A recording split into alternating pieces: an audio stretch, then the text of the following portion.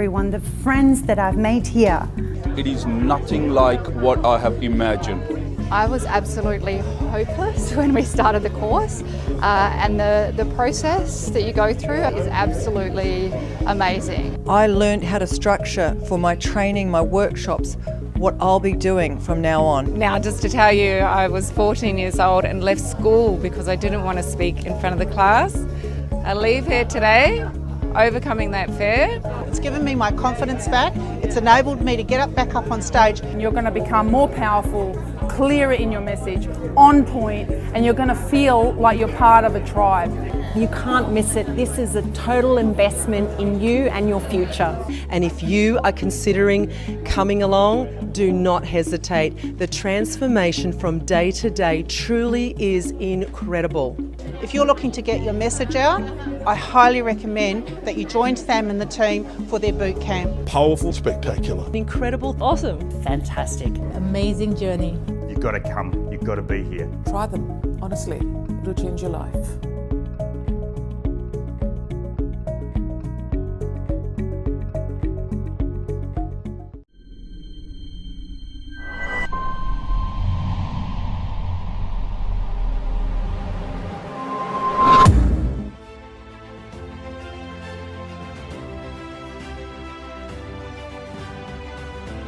What if I told you that there is a place where you can dream big?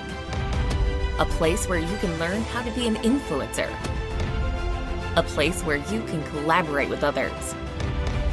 What if I told you that there is a group of people just like you? A group that's committed to make a positive impact. A group that believes in what's possible for the future. What if I told you that we can help you make a difference? We can arm you with the right tools to never be underpaid, undervalued, and underrecognized. What if I told you that you can join today, like right now?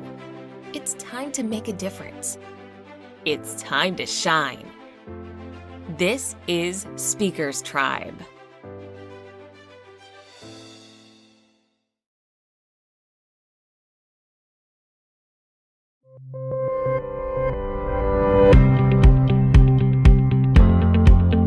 One thing that I want to acknowledge you about is investing in yourself and ultimately spending time in online education. If you can learn how you can influence more powerfully through video, if you can learn how to create like your online virtual product and even make money online right now, then I'd love to help you through that journey as well. To all the staff from Speakers Institute, you guys have been really supportive and really, really lovely and encouraging.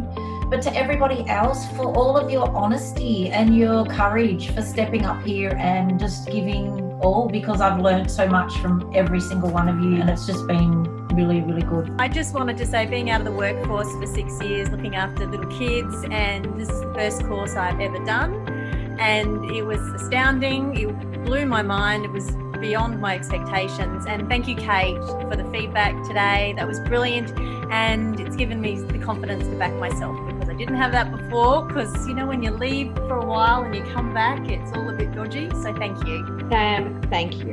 Thank you. Thank you. That has been absolutely awesome. I've learned a hell of a lot today, and I really feel like we're all improving. So thank you so much. It's been really awesome. I wish everyone all the best on the course. I think it's a wonderful course. And Sam, you've created an amazing business, but I also want to congratulate the people you've got working underneath you, because it wouldn't be that great if you didn't have all this wonderful resource. And I congratulate them for supporting you. It's excellent. I'd actually just like to thank Sam and the team so much for everything you've done, but I'd really like to thank everybody else. I have learnt so much from all of you. It's just been so exhilarating. I'm so excited for each and every one of you, because it's just the growth in such a short space of time has been phenomenal. So thank you all very, very much.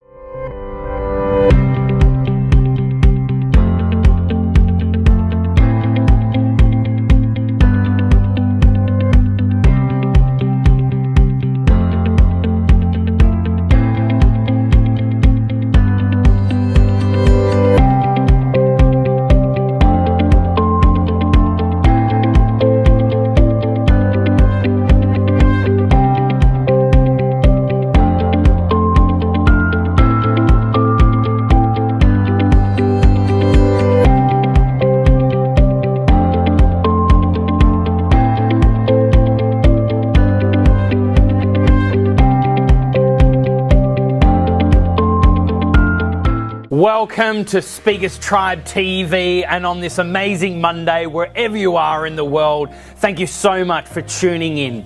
You know, here at Speakers TV, all we want to do is to really help you on this journey to be a recognized influencer, to upgrade your speaking skills.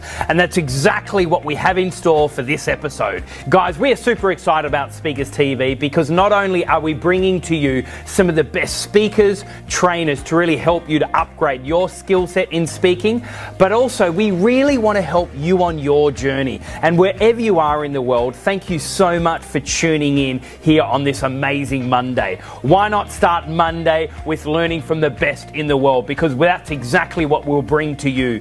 And my encouragement to you, if you haven't already, make sure you join us on any of our social media, Speakers Institute, Speakers Tribe, Speakers TV. It's all on there. We cannot wait to hear how this episode has really helped you and impacted your life. To your success, welcome to episode Monday.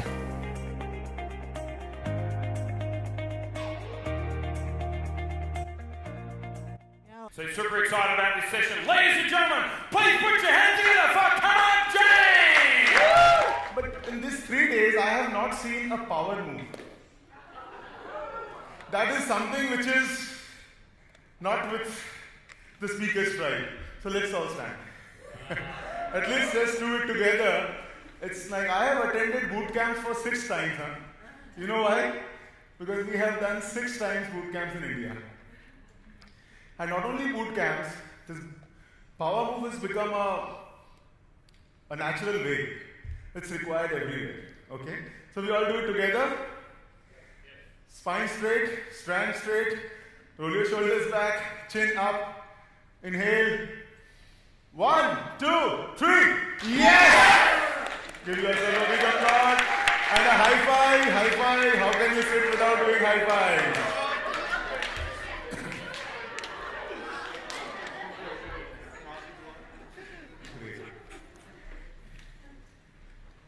Yes. So in last 3 days, actually we have learned so much. I think there is no content which is required. So what I have decided that we will only do certain things which can engage each one of us, so that we can all assimilate whatever we have done. Is that okay? Yes. Okay. And after all these 3 stalwarts coming and sharing their bonus options with all of us, which was just amazing. So I talk on one topic, and that is only and only about money. So who is not having a common connect with money? Everyone. So all of us are connected with money some or other way. Either we are doing a spiritual work or a business, or we have to manage our family, anything like that. So we really need to connect ourselves with money. So I created this game called the volatility game.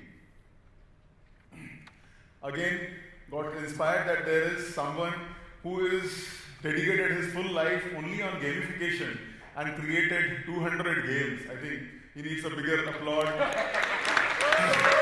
And I am a ready student for him, that who is going to learn a lot from him. Because I am only focused to create games which is again related to money and money management.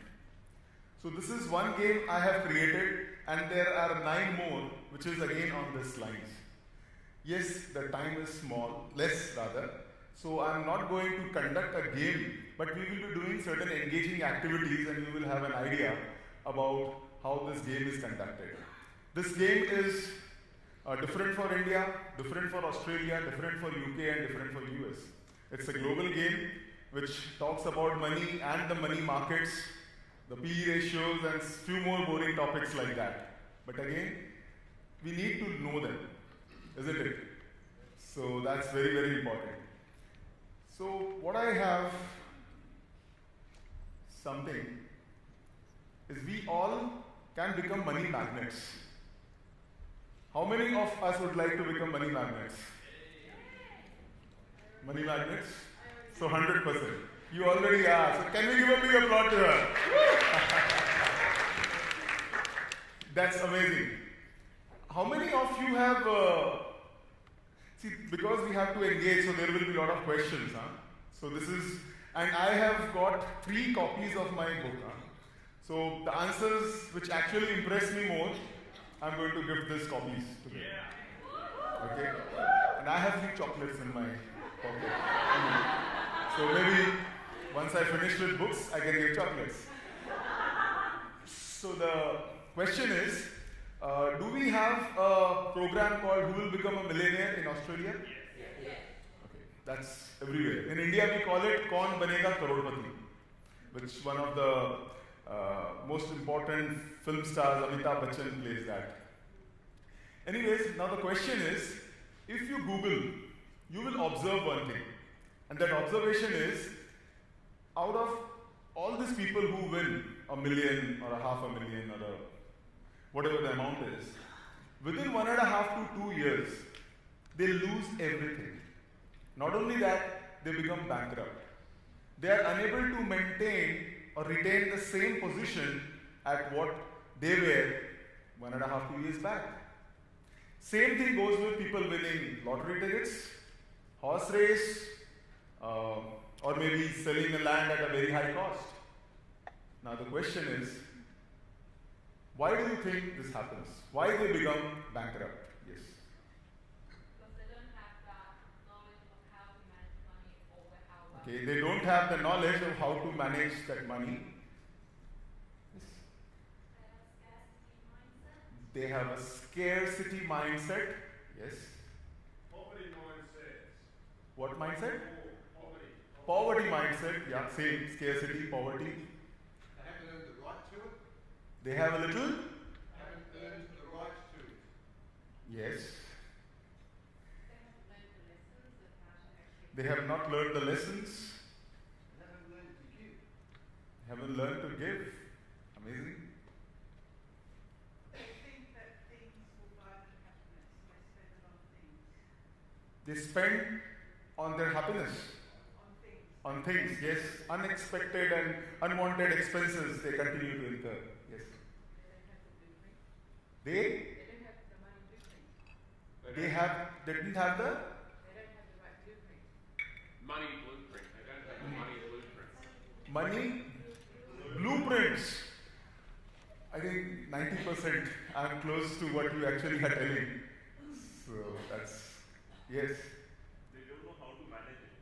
They don't know how to manage it, yes. I just think instead of using that money to make the money, they spend it. So basically that's what it is. They spend it. Okay, but why they become bankrupt? The question is, they are spending, but still they go like below the line. Like it's not a question of financial freedom, but it's like they are unable to even retain the same position. They are unable to get back to that. And this is you can read the top 10 stories, top 20 stories. This is there in Google. There are many, hundreds of stories like that. Okay. How many of us have read The Secret? Okay, now can we answer? What's Secret all about? They don't believe that they deserve it. Yes.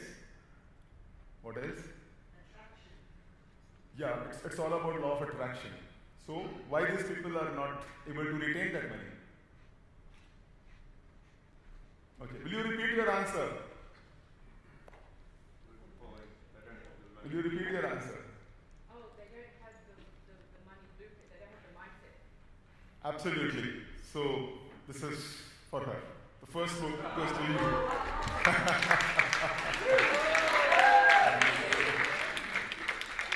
They don't have the mindset, the blueprint.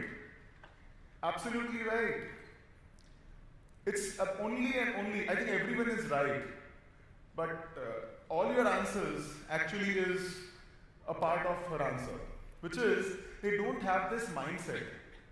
See, in India we have, or rather in all the countries, okay, we have this top rich guys who are multi-billionaires and industrialists. When if one of his child or his son, if he is willing to do a business and if he needs $100,000 or maybe much more or a bigger amount. Do you think it's a problem for him? He just thinks and he gets and he can invest. And for a normal person, he just even cannot think, because in order to manage that money, it's going to be tough. All of us sitting in this room, is inhaling an issue with all of us? We can inhale because we know there is plenty of oxygen. But if we are at a level which is little higher, maybe at Mount Everest or somewhere in between, do you think inhaling will be difficult?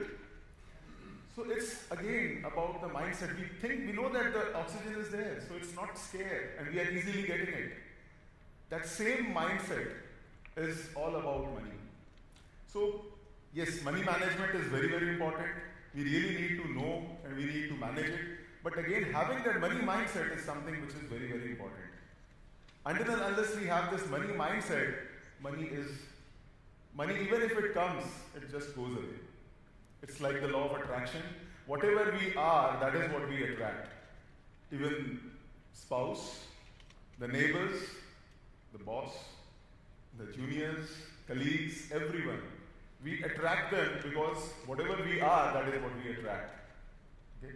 I think we did something. I'll request all of you to stand once again. And we just, you will do whatever I am telling you to do. What you will do? Whatever I am telling you. What you will do? Okay. So, slowly and gradually, just raise your hand like this. A little more. Index finger and thumb make a flower. Slowly and gradually, we'll bring it down and touch your chin. See, till now, this was done. Okay, I'm repeating this. But still 50% of the people in this room still have done it wrong. See, Michael. Why is this happening? This is the second part of that. Why are we still not? I'm telling chin. All of us know this is chin. This is chin. We all know that, but still, and I told you that do whatever I'm telling, and you also told do whatever I'm telling you to do. But all of us are doing whatever I'm doing. Because it's about the communication, which is 93% is not words. All of us know that. It's only 7%. So it's walking the talk. So in our family or about money, it's all about how we are doing. Okay? Take your seats. Since childhood, we were continuously, especially in India, I think same thing is in Australia also. It's about, we are talking about, when a child talks about money to his parents, what is the usual answer? Can I have more? Huh? Can I? No. If a child is talking about money, yeah, forget it. Only concentrate on your studies. In college, only concentrate on your studies. You need not talk about money. And one fine day, after he's completed all his education, and only thing which is expected from him is make money. So this belief system for 18 years, 21 years, don't talk about money, and then all of a sudden you only expect to know about money and only money. Is there a mismatch? It's a big mismatch, and this shift most of us are unable to handle, and that's the reason. So it's actually should start from the very childhood.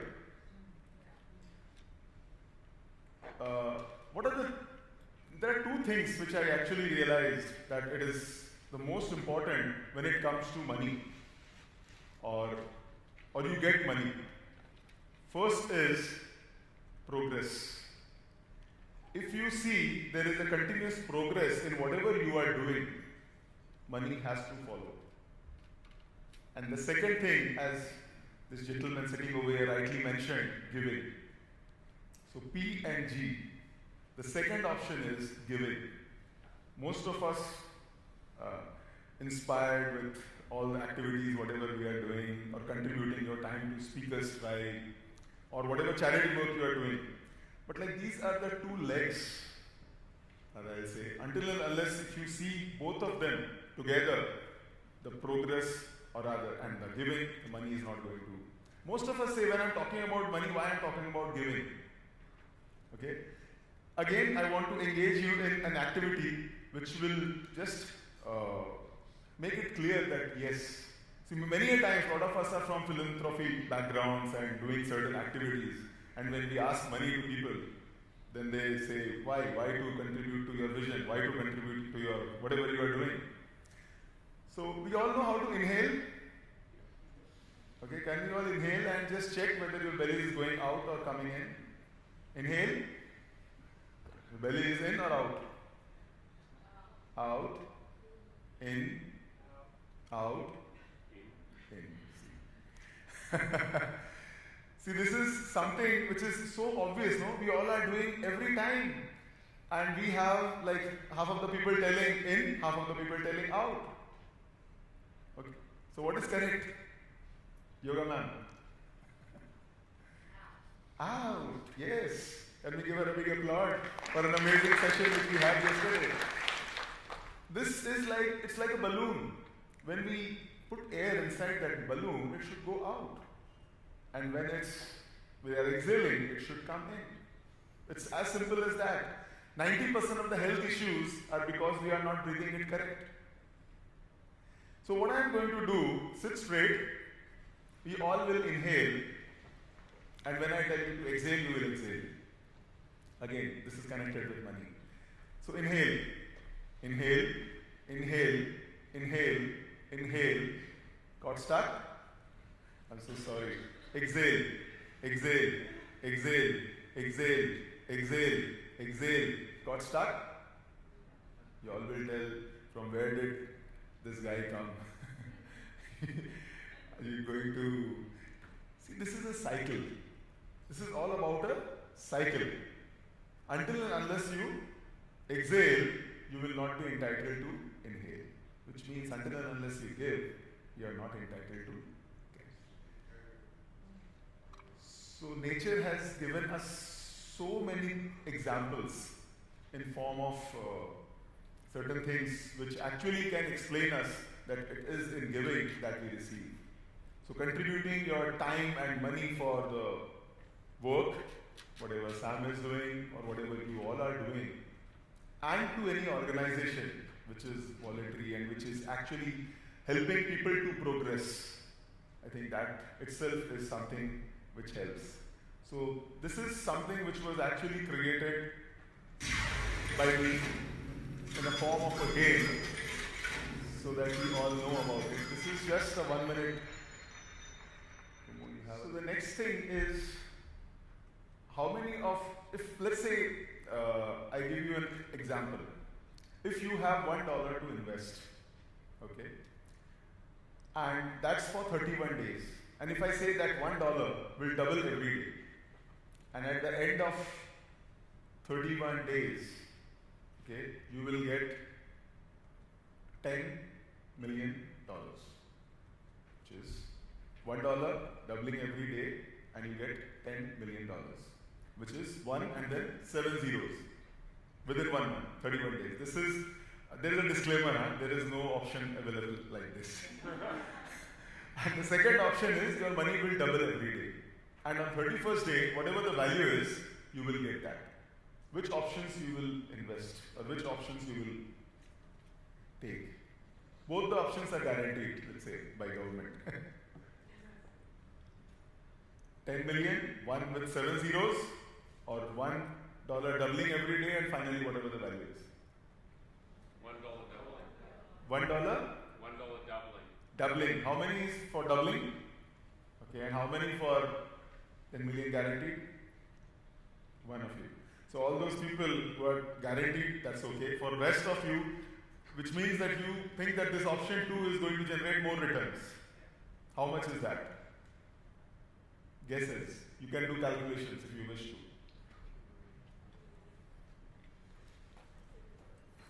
100 million. 100 million. 10, 100. Okay. 100 million.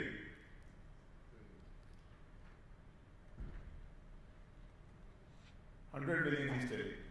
10 million versus 100 million. Anyone else? In 31 days. It's doubling only.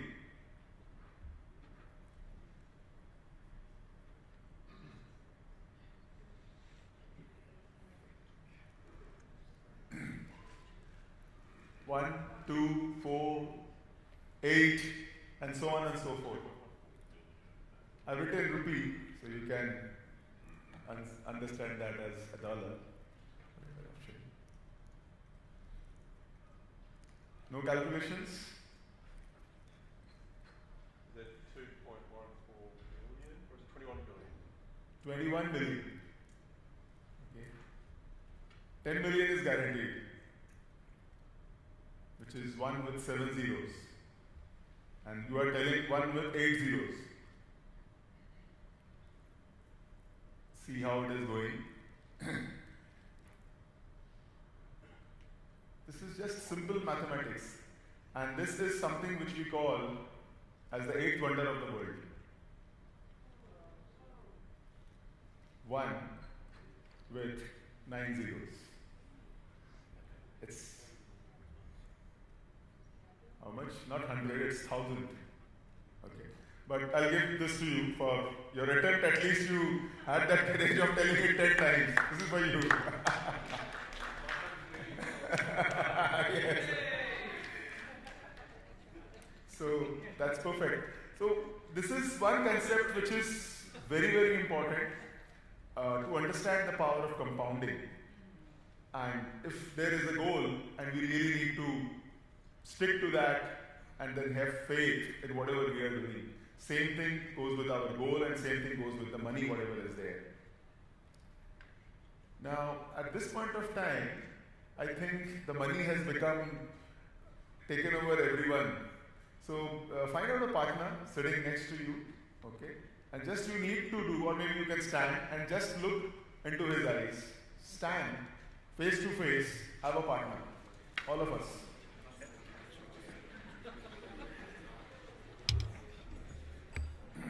Okay, everybody is having a partner? Okay, please find out a partner, dance. Okay, look into the eyes of the person standing next to you and greet him like this. Tell namaste. Okay. Namaste means Sam's namaste. Okay, that's absolutely it's yeah. I salute the divinity in you. This is the actual meaning of namaste. You are not saluting the body, you are saluting the divinity, all the goodness in the other person. Okay? So once you do it, you just feel totally different. Now what you will have to do is shake hand. Wait, and this shake hand is 20 seconds. You will have to look into the eyes of that person and continuously smile.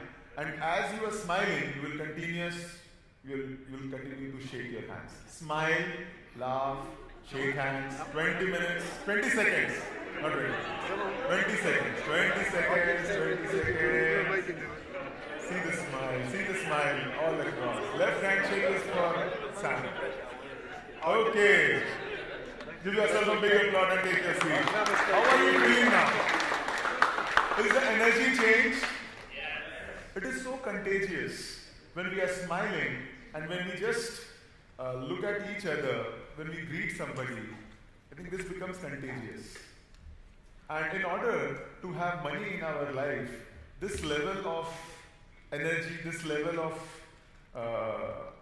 what you can call this contagious energy should be there. Until and unless this is there, money is not going to be a part of your pocket. Because money is something which is very, very shy. It's like in India we call Nahi Naveli Dulhan or just a newly wed girl. Okay? It's like very, very sensitive. And on the other side, poverty is something which is absolutely rough, tough, and shrew. It's not going to listen to anyone. So we really, really need to handle it very, very delicately. Okay. So may I have one volunteer? You raise the hand first, please come. Okay. So now let's.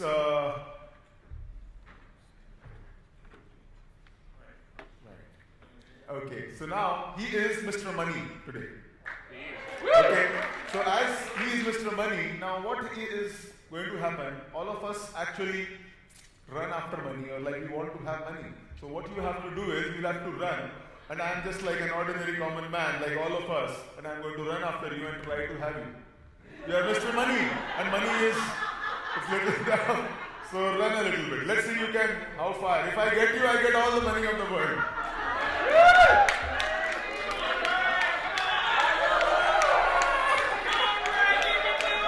Amazing. Okay. Now come on. This is the situation with money. All of us just want to get it, but somehow we just don't get it because it's running. The legs are very, very fast. Don't look at the body. It's really, really very fast. Now, how many of us would like to have a scenario when money is running after you? Okay, so this time, money is running after me. I'm trying to get trapped. Okay, please. Who will not run? Who will stop? And even if I run a little more, he will come again. So how many of us would like to have a scenario, a situation like this? Can we give a big applause to him? Thank you very much. This is for you. So all of us would like to have a scenario wherein actually money is coming to us.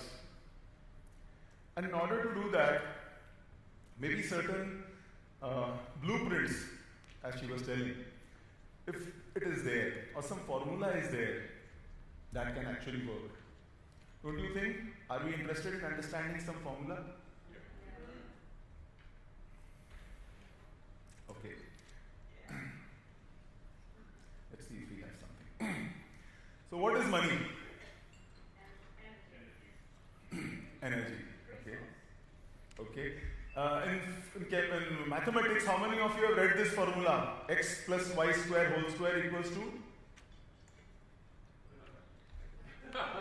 Algebra. How many of you were good in mathematics? So anyone, please tell. None of you. That's the reason we all are. Okay. Any chemistry formula, physics formula, or a mathematics formula, or even a formula for water. Okay. We do have a formula for everything, which means that everything left hand side is equals to right hand side. And that same thing is true with money, which means there is a formula for money also. So are we interested in knowing that formula so that we all can actually work towards that? Working towards is something that is what we all can do. That is progress. From class 8 to 9 and then 10 and moving, that's progress. So understanding the formula is very, very important. So that's what I'm going to talk about. But before this formula, what is something which is very, very important is to have that money mindset, and the blueprint is in visualization. Looking at yourself. How many of you believe that visualization works? How many of us don't believe? No one. So everyone believes. Okay. So this is something which I'm adding to your knowledge about how it actually works. Can all of you just stand? We'll just prove it, how it is so very powerful. Maybe till date, we just believe that visualization works. But it can work in 30 seconds. We will just see it like this, okay? Stand straight. Just raise your hand like this. Now, we will just move to our, for Sam, he can do it with left hand, or like all of us, whatever. One hand. Whichever side your hand is, if it is right, we will just move 360 degree towards that, or as much. 360 is not possible. So as much, and just make an observation till what level it has gone. Okay? Just make an observation. Just try to rotate. Rotate to your right, and just see wherever it goes. Come back. You made an observation. Now just come, relax. Okay. Just stand straight now. Close your eyes. Now you will have to visualize, don't do it, visualize that your hand is going up the same way. Close your eyes and visualize, hand is going up, you are moving right, a little more, a little more, a little more, almost 360 degree, as much as possible. Try to stretch yourself and come back. We'll do it once again. Just raise your hand without the actual hand movement, it's only a visualization with your closed eyes. Move to your right again. Stretch yourself as much as possible, 360 degree. A little more, stretch yourself. Okay, come back to normal. Now open your eyes. Raise your hand. Move towards right as much as possible. This time. What is the progress? Can you give yourself a big applause? Be seated. Okay, friends, this is how much? 30 seconds? All of us believe that visualization works, but it actually works in 30 seconds. This is amazing. We all can actually do visualize, but the problem is we all believe that visualization works, but we don't visualize. We visualize wrong things. So if we all can actually visualize something we actually desire in life, I think that can work in much better way. And the second thing is, somebody yesterday was talking about was power of spoken words. Okay. How many of you think the power of spoken words work? Okay. How many of you think power of spoken words don't work? Oh my God, this is like an audience. See, I conducted this volatility game 100 times in 2017 in 40 different cities in India. This has been done with more than 5,000 people by me alone. And now there are 40 more trainers who are conducting these programs and these activities all across India. So which means we are actually engaging at least 5,000 people every month in this year. And this is actually growing. And the same thing, obviously I propose to do the same things in Australia and various other countries. But again, how this power of spoken word works, okay? You'd like to have another demo for that? Okay, sit straight. Just look at your left hand. Achha, before you're looking at the left hand, just see, check whether both your hands are same size or not. So they are same. Now look at your left hand. Put your right hand down. Left hand. Just look at it, look at it, look at it, and say it's growing. It's growing. You tell it. You are growing, you're growing, you're expanding, you're becoming bigger, bigger, and bigger. You're really grown. It's really big. Okay. Inhale, it's very big. Now just see, check which one is. Do it. Which one is bigger? I don't want that to remain big. So come back, become normal. Tell your left hand again. You're normal. You're normal. You're normal. Okay. Yes. Now I think it will be okay. So how many of you actually saw that it actually became big? Some of you. Okay, good. This actually works. Maybe for some others, if it has not worked, it is because the time was less. We did it 5 times, 6 times. Probably if we have done it 10 times, 15 times, it works. Because spoken words, it works, it magically works for everyone in any scenario. So these are, it's not about proving that whether whatever I am telling or whatever has been said is correct or not. These are certain things which actually we all can see in front of us. Just we can, whether visualization or all these things work or not. But again, coming back to the formula, Stephen R. Covey, how many of you have read his books? 7 Habits, 8 Habits. 8 Habits, anyone who has read? 8 Habits? Only you? So this is a formula given by Stephen R. Covey, which talks about, in industrial age, it's like money is equals to time into effort.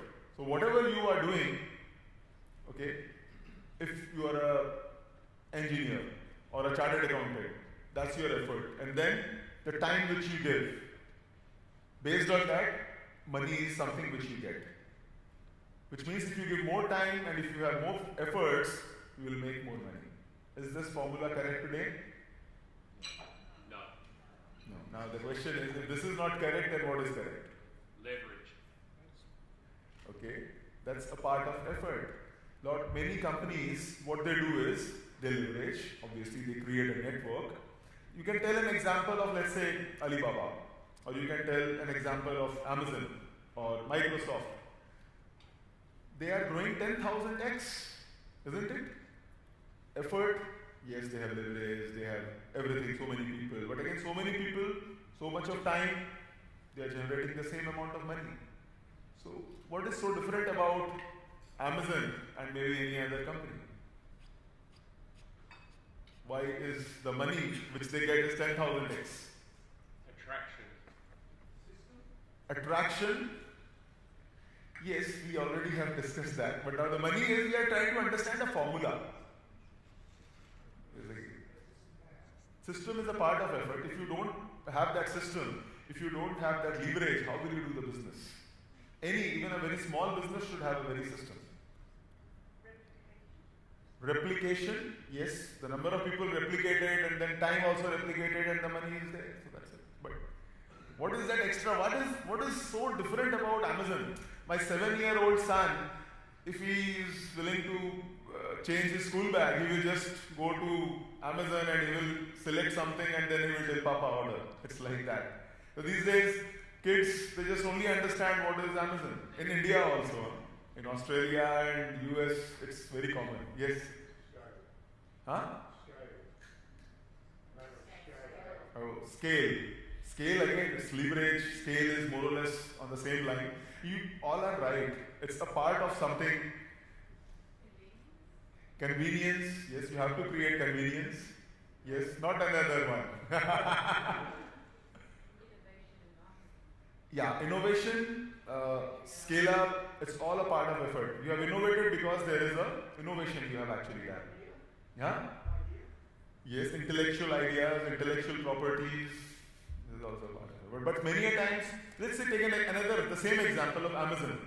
Amazon is having an idea, the technology, the intellectual things, but same Amazon, before Amazon there were I think more than 10 companies which came and had the same format, but they failed. And after Amazon, there are maybe more than 1,000 companies. They are also not that successful. But why Amazon is successful? They give value. They give value. Yes, value is a part of effort. But you're 90% correct. You're coming close. Who told value?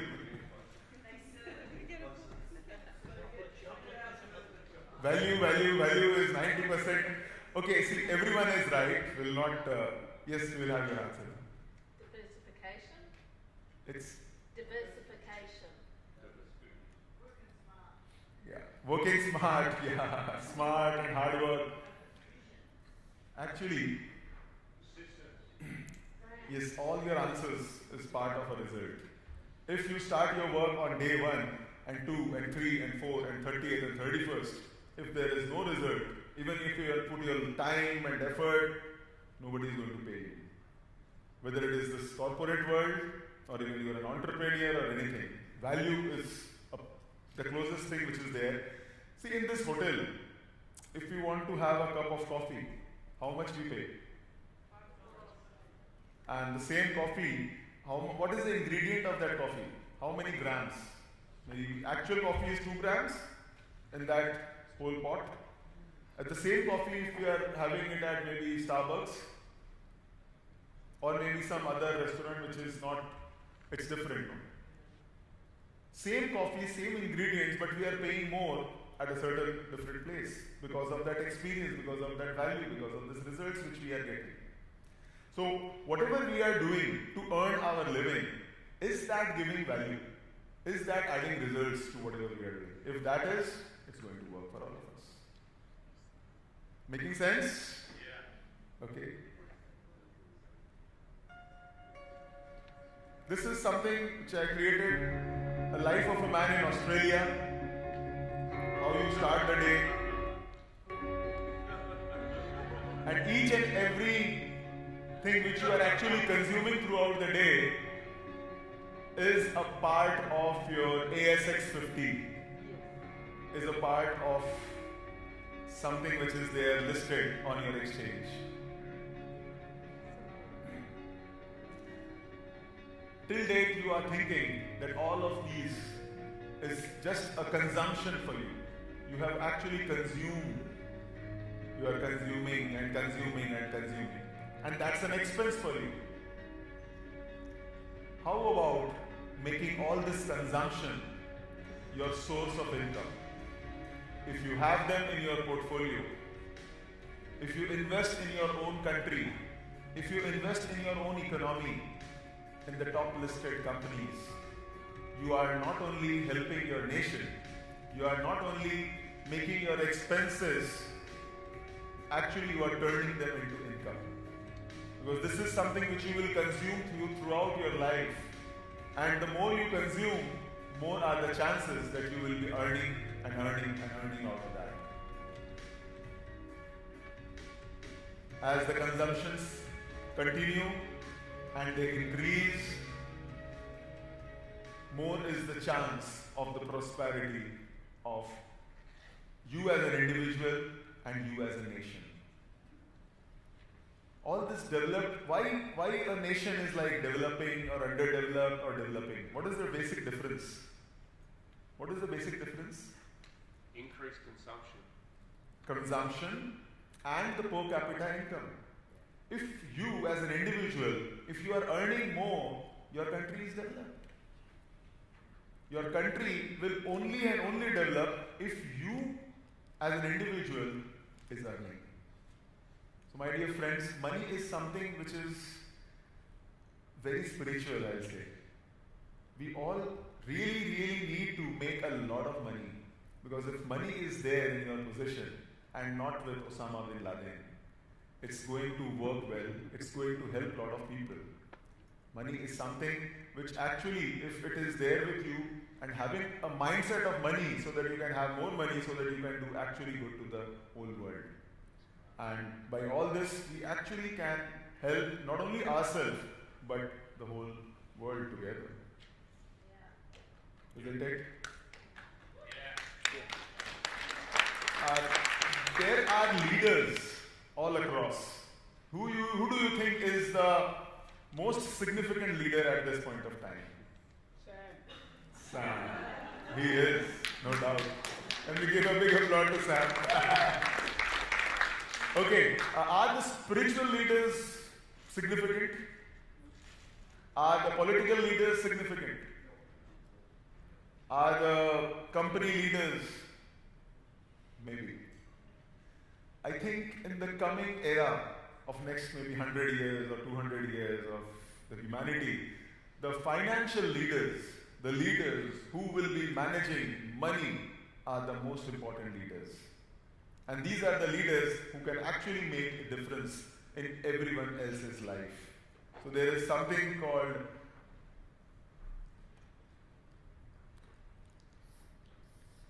PD. How many of you are anybody banker over here? You know this? PDC. Post-dated checks? No. Heard this word, post-dated checks? But for a leader, the true financial leader who can actually become a money magnet so that he can actually influence people, this is something which is very important. So what is P? P stands for the purity.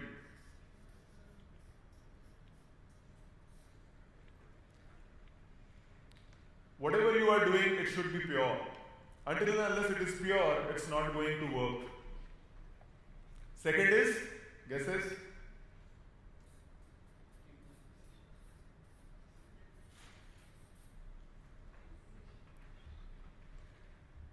And the third is?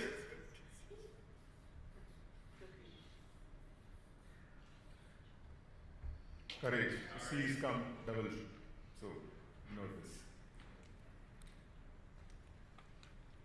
So all those people all of you sitting in this room, if whatever work we do in order to get money or get our work through, if there is a purity and if the decision is taken and if the courage is there, money is there instantly to follow you.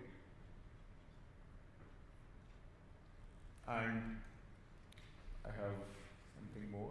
Share with you.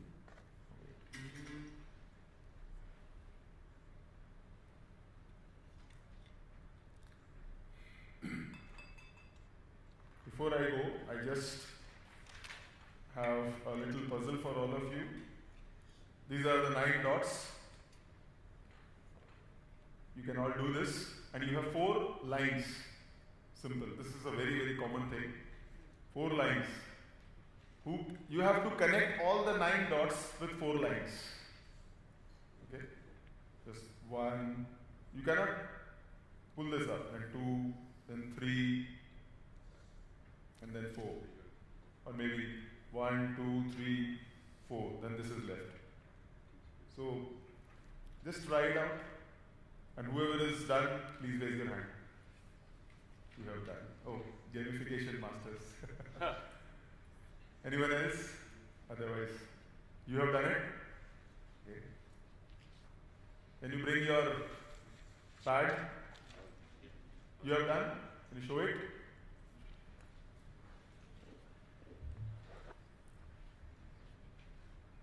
No, you cannot raise your, it's not correct. Without raising the pen, at one go, 4 lines, you have limited resources and you have a lot to get. Resources are limited, which means 4 lines you have, and you have 9 dots to cover. And the wealth which you actually want is 9 dots, because that's your targets, that is what is required for your family, for your organization, or whatever it is. And if you don't get that, it's done, it's a failure. It has to be, see, 5 lines, 1, 2, 3, 4, 5. It has to be 4. Yeah, you are right.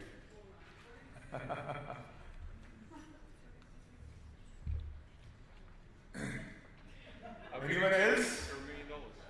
No one? You have tried? Yes. Last 10 seconds. Yes, you are also right. So 2 of you, may I request both of you to come?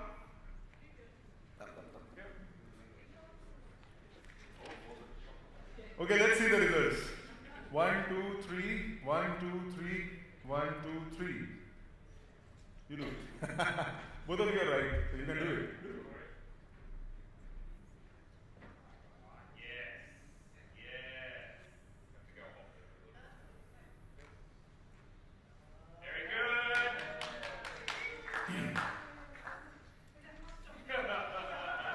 Did I give you a book last time? This is for you. This is for you. Can you have a big applause for them? Yay! Congratulations. So, my dear friends, this is there, and this is a song which will actually create a financial freedom. These are some of the freedom fighters of India. So each one sitting in this room is not less than a freedom fighter, because I know Australia was never governed or ruled by any other country, but today, controlling a country, you need to just do what? You just need to control all the equities of a country and the top companies. That's what people are doing, foreign institutional investors are doing.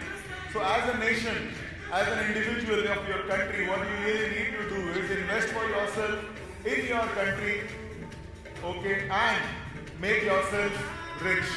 And once you have done that, I think the prosperity and the financial freedom will automatically follow. My dear friends, thank you very much. And for this Speakers' Pride Financial Freedom, when we are a part of this, we are also financially becoming free by learning, able to speak. That is something more and more important. This whole mechanism, whole thing is actually growing in India in a big way. We will have Speakers' Pride Conference in India also, that's for sure, in 2019, just after this. And we continue to grow and prosper. There is one more thing. Sam, would you like to please come up? As Sam mentioned, that there is something which we do called graphology. So we will have a desk. I'll be sitting there. All of you can just write one line and sign. 1 to 1, I can just analyze and tell your 5 things about you, maybe strength or weaknesses or something for next 1 or 2 hours, as long as I'm there during the tea break and all. So we all can have an opportunity to interact and know yourself a little more. Know yourself a little more about money. because your handwriting tells everything about your health, about your wealth, about your money, about your relationship, everything. Relationship also, everything. So it includes everything, and this volatility game is there. If this can be shared with the investors of Australia and investors, especially like Fran, people like her who are actually dealing into finance. So if these type of people can conduct this program for the people of Australia, this will be very good. So I look forward working very, very close with each one of you, and Sam obviously is here. Thank you, Sam.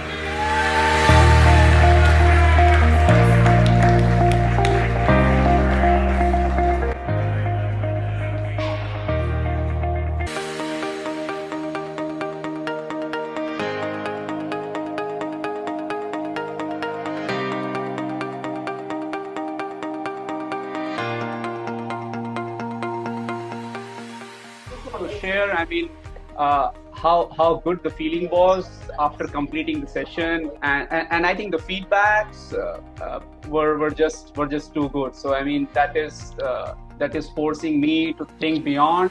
I think it was pretty linear thinking earlier, and now it is pretty diversified. So that is very helpful. Thank you, Charlene, Christiane, and Sam, for obviously the benefit and the inspiration you've given to so many of us, and to all the participants, because I think for me personally, this is the first time I've felt that I've been in such a safe space to be vulnerable and to make mistakes. And I know that a lot of us have shared some really traumatic events in our life, possibly for the first time publicly. So that's just been a really huge thing. So thank you for everyone for opening up, and for people to open up and be authentic. I'd like to firstly acknowledge you, Sam. Thank you so much for instituting the Speakers Institute, and all of the lovely people who've attended today. I think they've done an absolutely wonderful job. I think all of their stories are worthy of stage presence. I think you'll all go very far.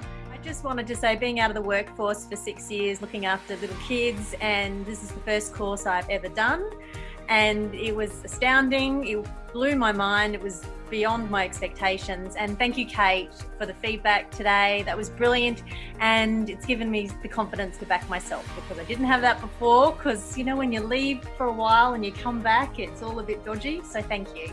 And it was really an experience which I was looking for, to give that push, the last push which is needed, because I'm very low on execution. So your story and your message gave me that push which I really needed. So thank you very much, and also to the fellow participant for bearing with me. Thank you, everyone. You've all inspired me today, and I want to thank you, Sam, for putting this on, and Christiane and Charlene inspired me to come through conversations we had, and so I'd like to thank her in particular, and got a lot out of it. So thank you, everyone, and thanks for all the lovely comments. My name is Sarah Cordiner, and a long time ago I was one of the proteges. Now back then I had absolutely no idea where I was going to go. I was an expert in my field, but I was working very much in the corporate space. I also had no followers on any social media accounts. I had no email list. I had no people anywhere on a database that was out there in the public market. But I knew that I needed and wanted to get out, get online, and make a difference to the world. And I knew that the only way I'd be able to do that is to go out and start speaking, putting myself out there as an individual. And it was really confronting, because there's all these kind of things that we go through. Will people like me? Will people engage with me? Will anyone even care about what I have to say? Will people mock me? Will people criticize me? Will I be torn down by my competitors or trolls? So I had all of these worries, like everyone else does, not knowing where I was going to start. You know, do I start with the logo, the website, the message, the theme, the branding, the story? It's all very, very overwhelming. So I want to reassure you guys that I was absolutely there. After going on Sam's program, I have gone on to win multiple awards. I have now got over 20,000 students in 146 countries. I have been listed by the Huffington Post as one of the top 50 must-follow female entrepreneurs. I've published 12 books, 5 of which have gone to international #1 bestseller. I recently was headhunted by a university and now hold the record for being the youngest university director in Australian history. And I have done all of this from work working in the spare bedroom in my house. I now have a multi-million-dollar education company with children running around. And one of the things that I really want to make clear to other people is that everyone can do this. Every single person. I had no special starting point. I had no investors. I've never had anyone give me money. I absolutely have just started on the corner of a kitchen table with nothing but a dream, a drive, and an ambition. And that is the only thing you need to get started.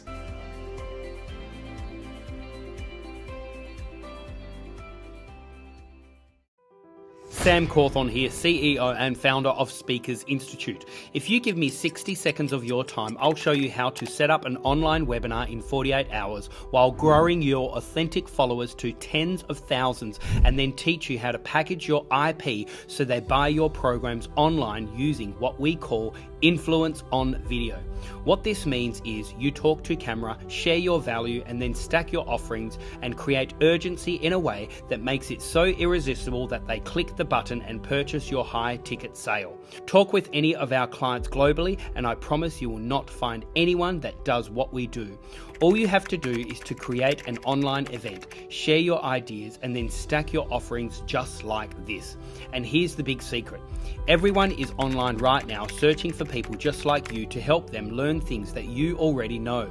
There are people doing it right now, but they probably don't know as much as you.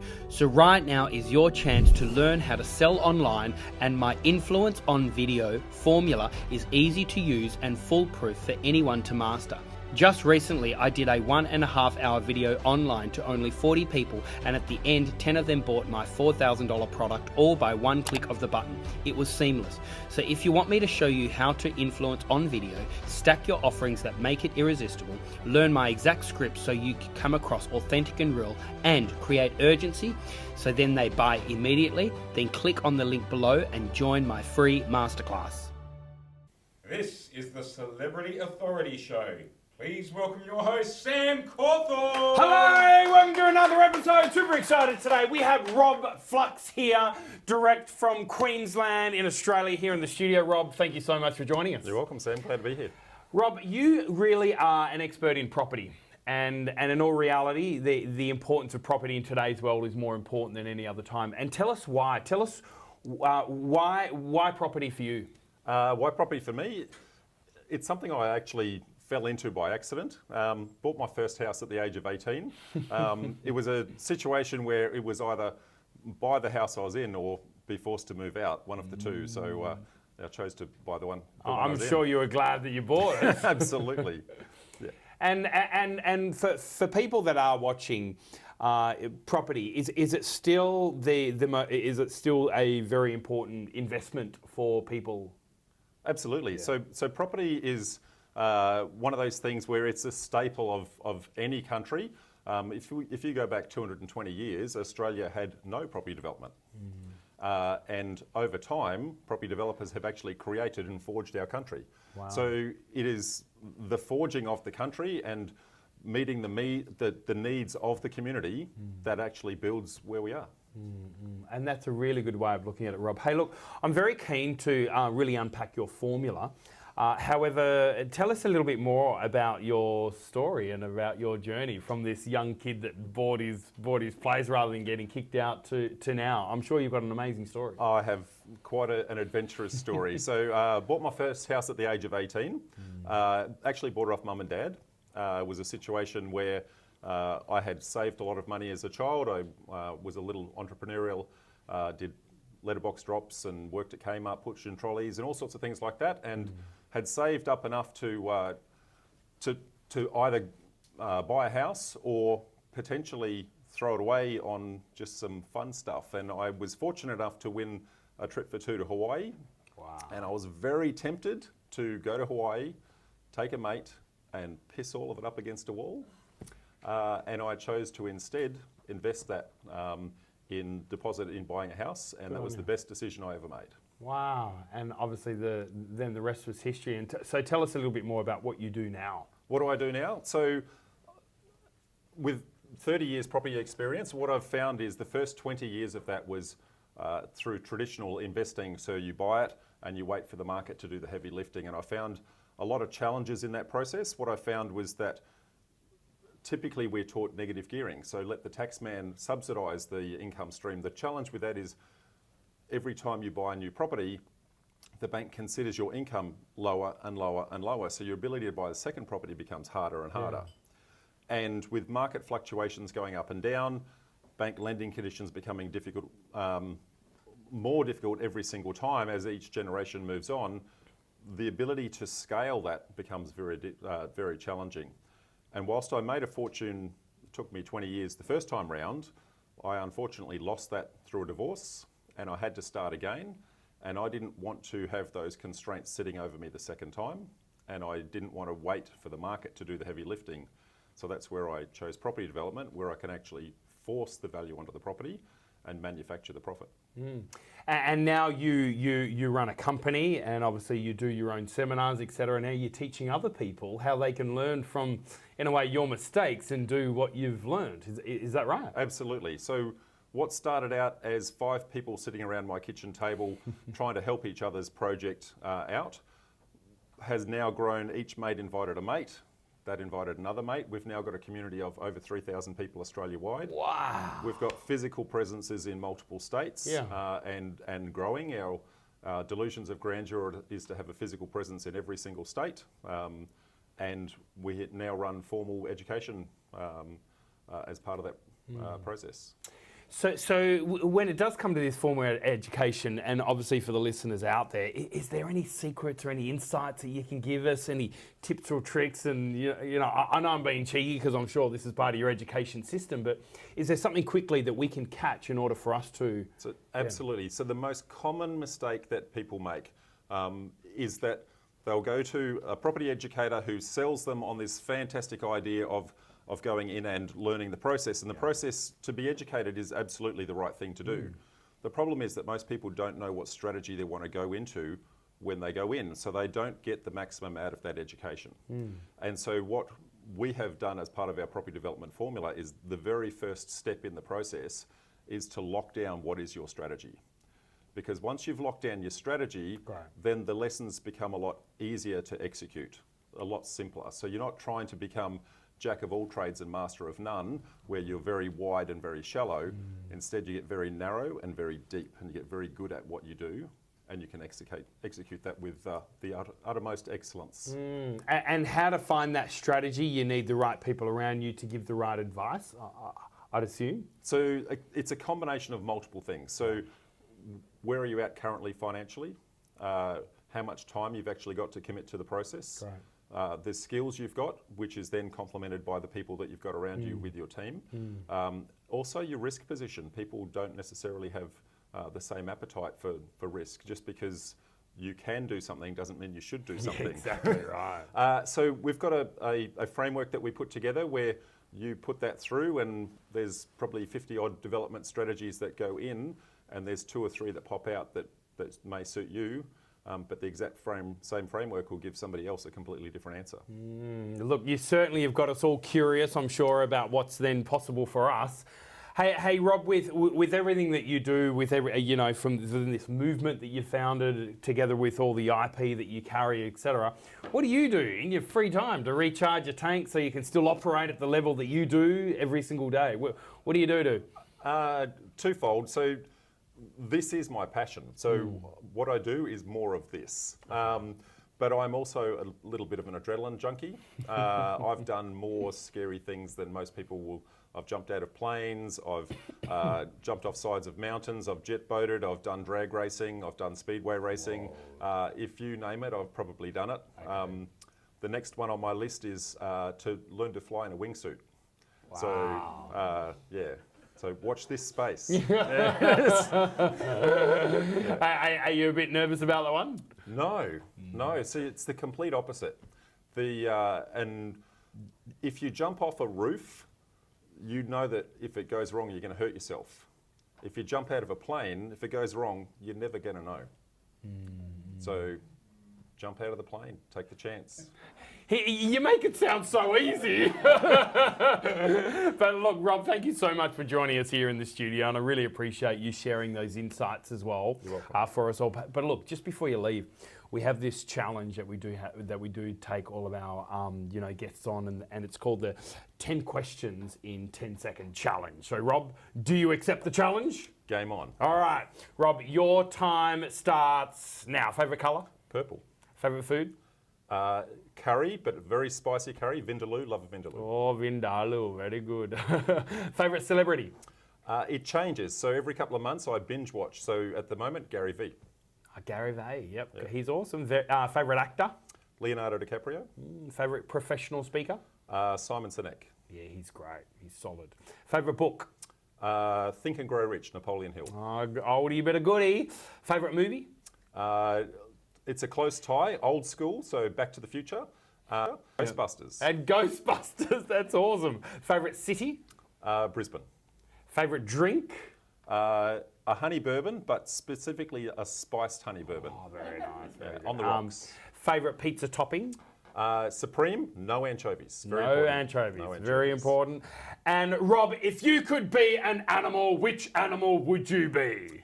I would like to be a lion. It's very stereotypical, but the reason is because they command a power and a presence, but they very rarely have to exert that. Thank you so much for joining us here on the Celebrity Authority Show with Rob Fox. Thank you, Rob. Very good. The very first day I remember coming into contact with these people, I had the idea, but I really didn't have that strong belief. And it took me, I think, all of an hour to be around these people to truly believe that I could do this, and I had what it took to share a message and create a movement. And I'm so certain in what I'm doing. They've helped me really create that certainty. Very quickly in starting my journey with the Speakers Institute, they gave me the tools that I can use, implement, start getting me contacts, ideas, really refining my message, and just working within that proximity of people. So a very wise person has always said to me, proximity is power, and that's what it's about. It's being around people, influential people, people that know what they're doing, people that really do already making a difference in the world. That's what I wanted to be around. I wanted that energy. I wanted to learn from the best of the best. I know that I will change many, many people's lives, and that's what it's all about. It's being of service to other people. It's making a change for the better. It's giving people hope. It's giving people opportunity, and that's what I'm here to do.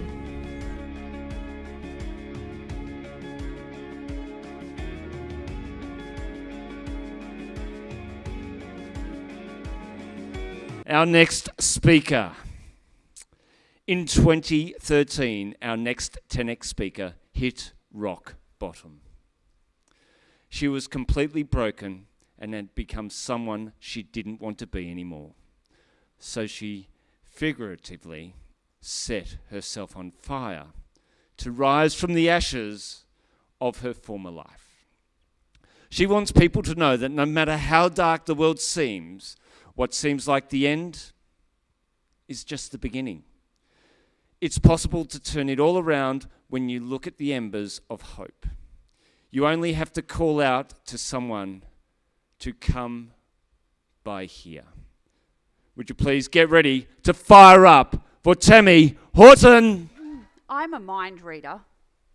I am, really, because you're thinking, oh, I hope she's not going to sing Tiptoe Through the Tulips. Or even worse, Kumbaya. You'll just have to wait and see. I might even get you to sing. But the ukulele has been part of the fuel that's ignited the fire of my heart and has connected me back to something that has the power to change the world: music.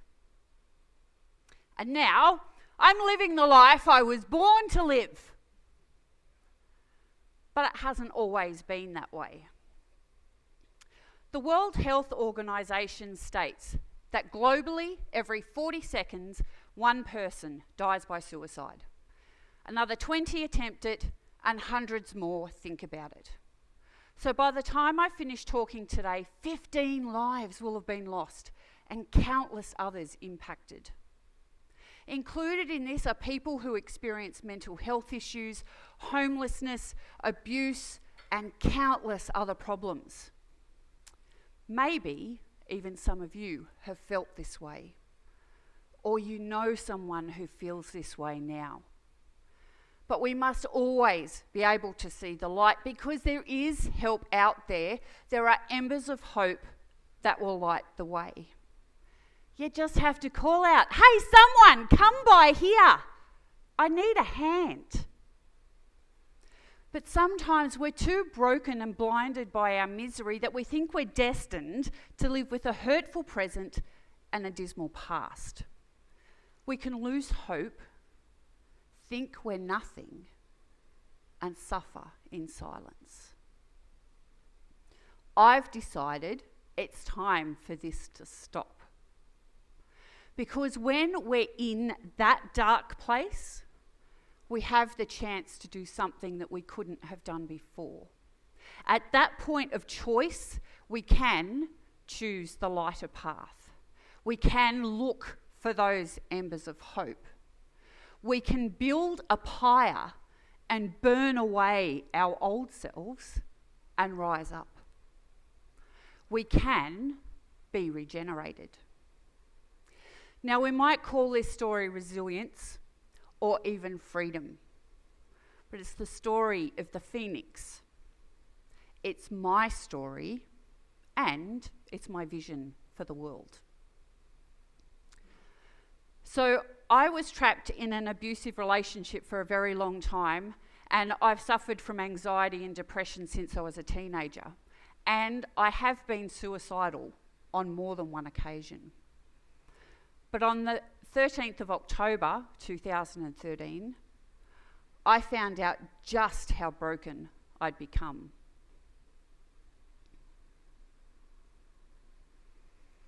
I told him last month that I was going to leave at the end of the year. It's not the first time I uttered those words, "I'm leaving." But each time, he just managed to reel me back in.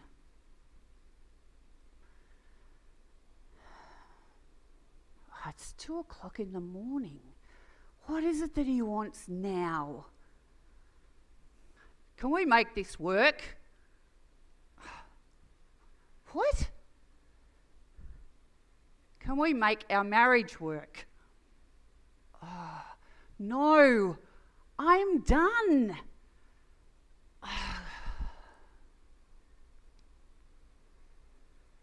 What's that sound? Tablet packets? I want you to know you're the reason I'm doing this.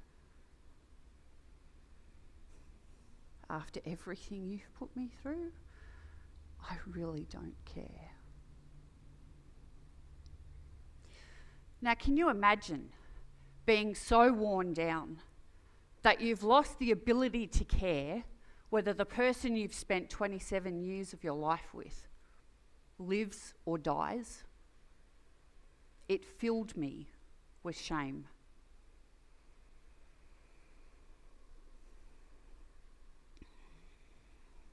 So it's the next day, I did call the ambulance and they took him to hospital. He's going to live. But for everybody's sake, I have got to make some major changes.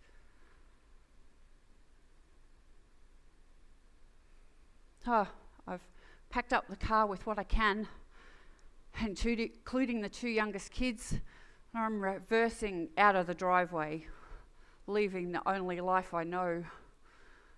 I'm so scared. Thank God Mum's giving me somewhere to live. Now that was my ultimate Phoenix moment. I completely burnt away just about everything that I knew. But since then, I've created a new experience of life by igniting the fire with a purpose that's true to my heart. I've set intentions, I've taken risks, and I've enjoyed everything that it's brought. And I looked for embers of hope and found them in some unusual places. The first was a lady who I'd never met, who through a staff member of mine offered that if at any time I needed her help, she would send one of her security guards around to protect me. Another was at a trivia night hosted by a drag queen. A trivia night like no other. And over a period of 18 months, that drag queen pulled me out of my shell and got me doing some things that I never thought I'd do in public. Come and see me later and I'll tell you. And then, of course, there's Kumbaya. When's the last time you heard it mentioned? Well, I went to a Young Leaders Award, and one of the participants was talking about social justice issues, and she threw out the line, "I don't propose we hold hands and sing Kumbaya." And that got me thinking, why not Kumbaya? So, like the nerd I am, I did a bit of research, and this is what I found. It started out as a spiritual plea for help from people in despair and in trouble, beseeching to God to come by and help those that were being desperately oppressed by racial segregation. It was first recorded in the 1920s and sung in Gullah dialect, which made the words, "come by here," sound like Kumbaya. Now in 1957, a group called the Folksmiths took the song and toured around summer camps, teaching the song to thousands, cementing its association with children and with campfires. In the 60s, it was used as the call to action by the civil rights movement, but now it's just the snarky shorthand for ridiculing the quest for common ground. But what's so wrong with seeking common ground when even in today's society, we've got people who are in despair, in trouble, and wanting to end it all? Now's the time for us to connect and support one another because our very well-being depends on it. And what better way than to sing songs and to share stories? So each and every one of you is an ember of hope for somebody else. So I encourage you to be vulnerable, share your stories, and reach out to those that need your help. And if you need a hand, then come by here, and I'll help you to find your phoenix, and together we can change the world. Now we get to sing. Who's excited? All right, so I've reworked the lyrics as a call for all of us to join together, to share our uniqueness and our likeness, to shine as embers of hope, and to come by here when we're called by those who need our help. So I'm going to start, and then I'll get you to join in. Somebody needs you, world, come by here. Somebody calling, world, come by here. Somebody needs you, world, come by here. Oh, come by here. Okay, get ready to join in. Join in brotherhood, kumbaya. Join in sisterhood, kumbaya. Join together, world, kumbaya.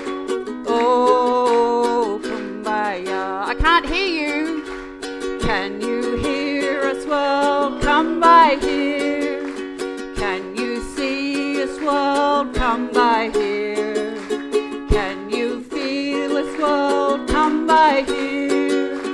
Oh, come by here. Hear us, world. Come by here. Woo! Now, ignite your fire and let the phoenix soar. Thank you. Tammie Horton.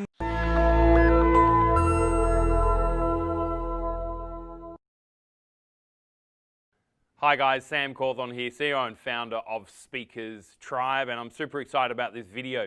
This curriculum video here is all around participate. You know, I believe some of the greatest keynoters on the planet, particular trainers and facilitators as well, not only do they know how to articulate really effectively, but they know how to facilitate participation. You know, I've been in so many events where I've been up on stage and the audience is very cold. They don't know who I am. They're very skeptical. They're leaning back in their chairs and literally they're about to take their phones out because they're already bored, even before I get up on stage. So really the reality is, as professional speakers, as influencers, what we really need to do is grab their attention instantly. So in this video, we're going to be talking about the 3 ways in how to grab their attention, and not only that, for get them involved, so they're leaning forward, so they're participating, so they're taking part of activities, etc. as well. And that way, from there, I'm actually then going to share with you 3 hacks that you can really start thinking about whether you wanted them to participate in short bursts, such as 5 to 20 seconds, if you want to get them to participate in medium bursts, such as 1 to 3 minutes, or even longer bursts, such as 5 minutes, even up to 20, 45 minutes thereabouts, in activities itself as well. So the reality is that my general rule of thumb is this, is that if you are speaking for over 40 minutes, then you do need an activity. I'll say that again. If you are speaking for over 40 minutes, you do need an activity. So then that means then, if you are doing training or keynoting over 40 minutes, what activities can you do? There's a few rules around this. The first one is this, is lead by example. Now, my encouragement to you, if you haven't already, get your pens and paper out, even your phones out, your notes, and write some of this down, yeah? Number 1 is lead by example. And what we mean by that is, what do you need to do to actually lead by example when you're on stage? You know, it super frustrates me when I see speakers up on stage. They ask for the audience participation, such as put their hand up, but they don't put up their hand themselves. So I believe if you lead from example, then obviously then your audience will then follow suit. So if you want the audience to lean in, you lean in. If you want the audience to participate, you participate. If you want the audience to put their hand up or do an actual action or whatever it is, you must lead by example. And the reality is that they will always do around 70% energy of what you do. So for example, if you do this, your audience will do this. If you do this, they'll do this. If you do this, they'll do that. If you do that, they'll literally just go like that. So my encouragement to you would number 1 be always this, lead by example when it does come to any level of participation and interaction. The second thing is this, is framing. You know, I remember this one time where I was speaking in a jail, and it was one of the major jails down there in Tasmania. And one of the most fascinating things is that when you get up there, they don't want to be there. And in most cases, they're talking with each other and they're big built, and it's quite intimidating to say the least. And the last thing you would believe is that if you're speaking for 90 minutes and you think, how can these people here participate here? How can we get them involved? How can we get them to do an activity? And it was certainly very, very difficult. So number 2 here is all about framing. What I needed to do in that particular situation, I needed to frame the importance of why participate. And not only that, I needed to frame that the people that do participate, these are the people that are brave, that are courageous. These are the people that aren't worrying about what other people think. These are the people here that actually really want to get something out of this, want to learn, want to grow. So in most cases, if I frame it in a way that if you don't participate, then you're scared about what other people think of you. If you don't participate, then you're not brave, then you're not courageous. If you don't participate, then you don't want to learn, you don't want to grow. Then suddenly now the audience, in a way, are feeling a bit guilty if they don't participate. Now, this certainly isn't a guilt thing as such, but it certainly is a really great strategy in order to get your audience to participate where they can. And then the third one is this, identify. And what we mean by that is ultimately, if you want your audience to participate, you need to identify what type of audience it is. Ultimately, if I'm speaking to a bunch of young teenagers, then I'm going to identify, great, these here, they want high level, they want high energy, they want to yell, scream, clap, jump on their feet, high five, etc., etc. Whereas if I'm identifying that I'm speaking in front of a group of CEOs and executives, then these people here are not that prone to jump up on their feet and high five and yell and scream, etc. So really what I need to do is I need to identify exactly which audience that I'm in, and that way then I can identify exactly what level of participation that I can expect from that audience. So my encouragement to you is lead from example, frame how you need to get them engaged, and ultimately then identify what do you need to do to understand who is in your audience and what level of activity or participation would they be more comfortable in doing. You know, one of my keynotes, in my Bounce Forward keynote, I get up and I play the guitar. And then at the end of me playing the guitar with only one arm, it's pretty cool. But then I actually then get everyone up on their feet and sing with me. And I remember in most corporate audience, I've led from example. So obviously I sing first and then my audience sing. I then frame to the audience, hey, look, now you're about to jump up on your feet and sing, and this is all about a breakthrough in your own life. And then obviously, you know, I've identified exactly that this is going to be the right audience. But I once did it in front of a group of CEOs and executives, and it did not go down very well at all. I saw half of the room stand up, I saw 1 or 2 people sing, and that was about it. And everyone else felt really uncomfortable. Thus, I also then felt uncomfortable as well. All right. So this brings me to my second element in today's masterclass here, all on participate. And it was all around what exactly are the best activities. So I've broken this down into 3 elements. One is the short, 5 to 20 seconds. The second one is the medium, 1 to 3 minutes. And then the third one here is the long, 3 to 30 minutes plus. So I'm going to unpack all of these as we go along. So the first one here is short, 5 to 20 seconds. My encouragement to you would be to do a short one at least every 20 minutes up to 40 minutes max. And what a short one is could be something like, you know, hands up if, or nod your head if this has happened to you, or turn to the person and give them a high five, or, you know, or look around the room and search for this color, or whatever it is, yeah? So there's a really, really quick one. So, you know, hands up, or has this ever happened to you? Nod your head if this has, or whatever it is. Or look at the person next to you and repeat after me, or whatever. Yeah, so they're really short exercises. And my encouragement to you would be to get your audience to participate in those in at least every 20 minutes if you're doing a 60-minute keynote. And one of the main reasons is it keeps them awake, keeps them alert. If you're talking for longer than 20 seconds and there's zero interaction, there's zero throwing back to the audience and what is there with them, then ultimately they're going to fall asleep no matter how motivational you might be, or they'll just simply switch off. So that's the first thing. Second thing is this, medium, 1 to 3 minutes. So this is where it is more of an exercise. So this could be something like, okay, stand up and go and high five 3 people.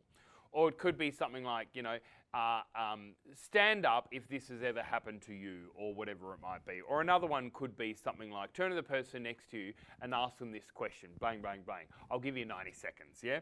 So that is really, really good, quick one. Or the other thing is this, is look around the room and search for anything at all, or what is, or look under your chair and see if you can find. So these are really short ones that, you know, might require just simply standing up or sitting down, talking to the person next to you, but it certainly isn't standing up and walking away from your seat. Because ultimately, no matter how big or small your room is, once you get them to stand up and walk away from their seat, it will take a long time for you to calm them back down, get them back to their seat, sit them back down, grab the energy back in your control, and then start speaking again. So this is still only a medium activity here. I've got a few ones here where I actually get everyone to stand up, everyone turn towards the window, or everyone turn towards one side, put both your hands up in the air very slowly, bring your hands down, and just start massaging the shoulders in front of you. And that particular exercise works really, really well. Most of you guys that have seen me speak, I would have done high five the person next to you. Or alternatively, for those people that have actually come along to boot camp, we did an exercise where we went 1, 1, 2, 1, 1, 2, 3, 2, 1, 1, 2, 3, 4, 3, 2, 1. You know what I'm talking about. So they're always fun as well. And then the other one was obviously your power move. So you stand up and do your power move, yeah? So they're the medium ones. And now the long ones here, so this is anywhere between 5 to 30 minutes.